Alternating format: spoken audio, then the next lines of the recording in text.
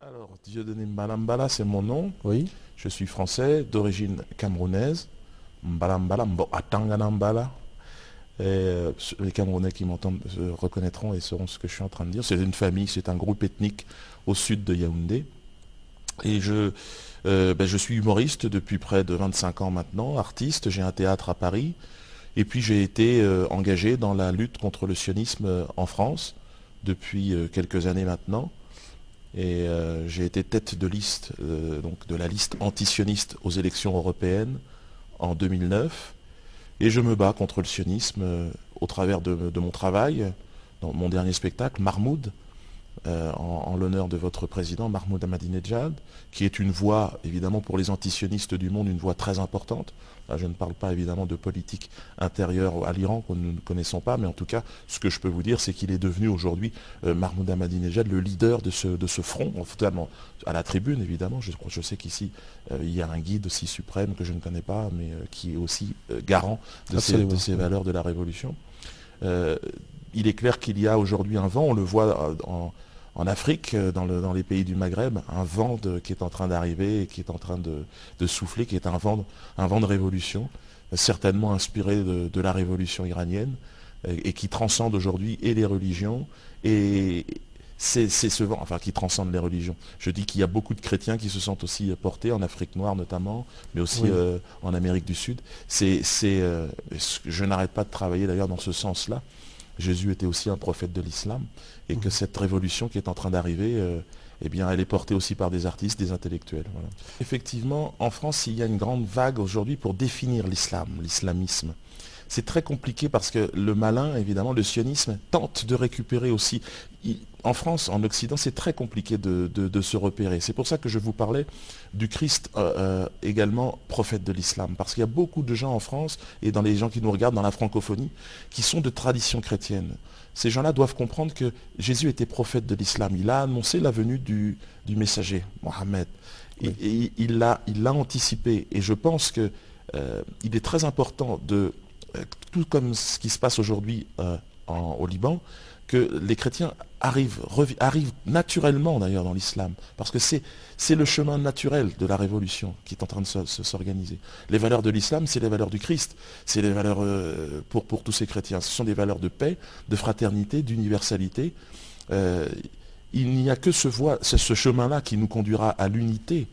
Et je pense qu'il a fallu énormément de patience, de courage, et de détermination et de foi pour que cette révolution iranienne perdure. Et aujourd'hui, elle est devenue un exemple dans le monde.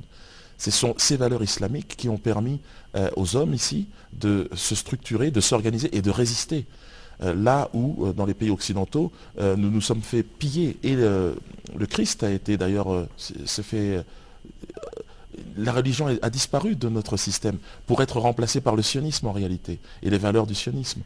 Je pense qu'il y a une jeunesse qui a besoin de changement, qui regarde l'Occident avec des yeux très émerveillés.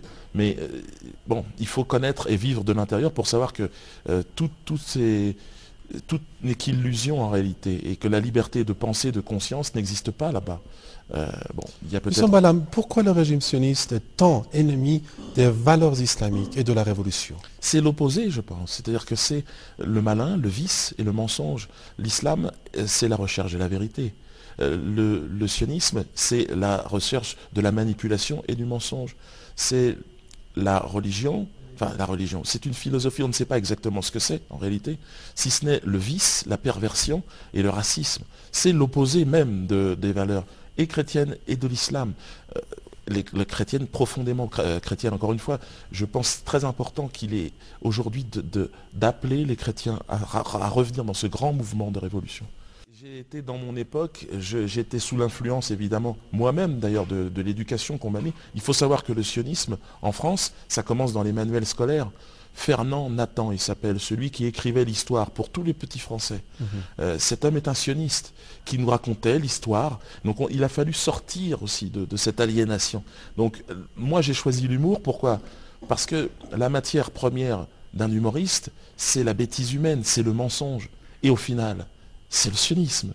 Parce qu'il n'y a pas plus bête, il n'y a pas plus menteur que le sionisme. Le sionisme, c'est ce qu'il y a de plus de plus mauvais qu'on a en nous. C'est-à-dire, c'est les instincts les plus bas. Le sionisme vous tire systématiquement vers la facilité. Il ne vous élève jamais, il vous écrase, il vous domine, et fait de vous un esclave. Et c'est pour ça que moi, par le rire, j'ai ridiculisé le sionisme. Et c'est pour ça que j'ai eu tous ces problèmes-là. C'est-à-dire, je pense que le sionisme est arrivé à un stade de pouvoir où il ne supporte plus. Maintenant, il veut avant, il ne se mettait pas la couronne sur la tête. Aujourd'hui, le sionisme, il veut tout. Il veut à la fois exister en souterrain et à la fois maintenant exister au grand jour. Et dire, regardez, c'est moi, Israël, je suis fort et je suis grand. Parce qu'Israël n'est ni moins que l'expression, c'est émergé de l'iceberg. C'est-à-dire, en dessous, c'est toute la planète qui est touchée et qui est infiltrée par cette maladie.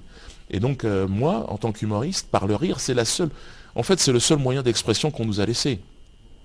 On m'a vu, on m'a dit, tiens, bon, c'est un noir d'Afrique, ben vas-y, amuse-nous, fais-nous rigoler.